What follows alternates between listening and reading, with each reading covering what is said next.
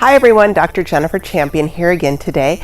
I thought I'd take a moment and talk about adrenal health. So I have been spending a lot of time getting the practice up and running and completing my doctorate and just making sure everything is in line, as well as working at a couple of schools. So I have a lot on my plate. So one of the things that I find that is so helpful for me during these times is to make sure that I am really paying attention to my stress level and to how much I get in sleep and how my nutrition is, and if it's supporting my adrenals or if it's depleting my adrenals.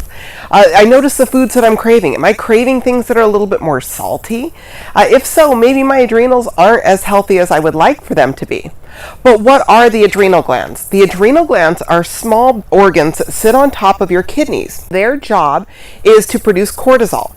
And we've heard about cortisol a lot in the media. Cortisol is called your stress hormone. Why? It is the hormone that will kick into gear when you're in a scary situation, like the fight or flight mechanism that we have, that we've been born with. You know, if there's a bear chasing us in the woods, I may hear it. I may start to get a little nervous and maybe a little antsy, and I'll feel my blood pressure increase, and the blood will start to flow to my extremities, my limbs, and my legs, and all of that, so that I can run and get away.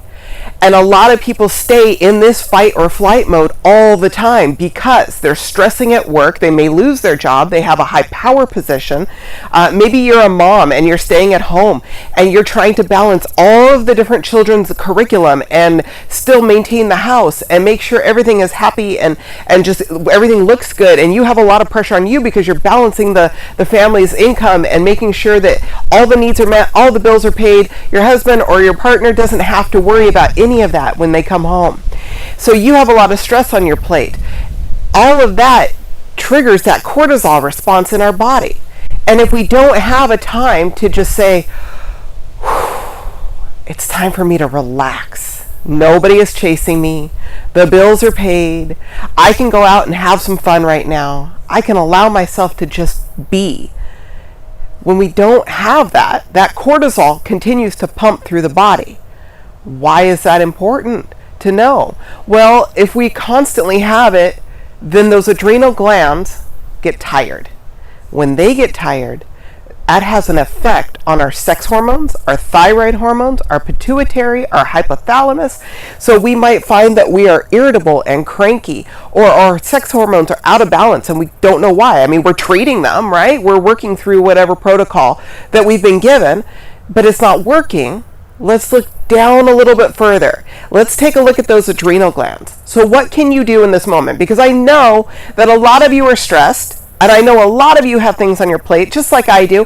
How do I balance? How can you balance? How do I help my clients balance their adrenals? First of all, number one thing, sleep. I know we dream about it. For a lot of people, it's like this mythical unicorn that they just never get enough of, right?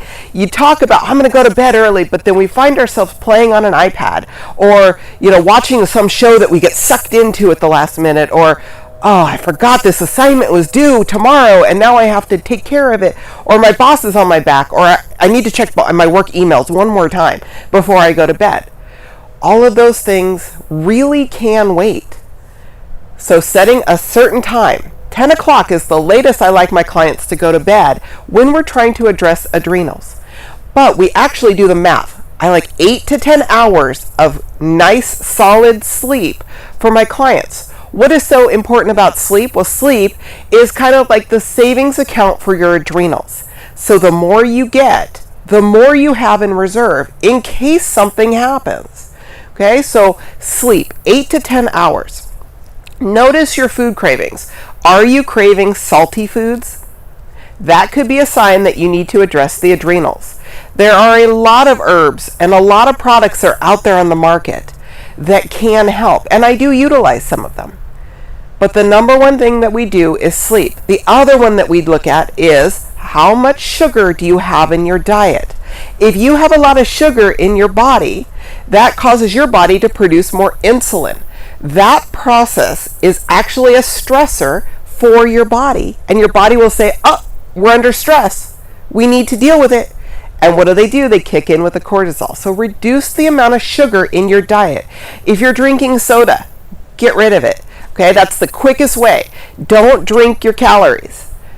Substitute in for water. If you just are one of those people that you hate the taste of water, I get it. I was there too.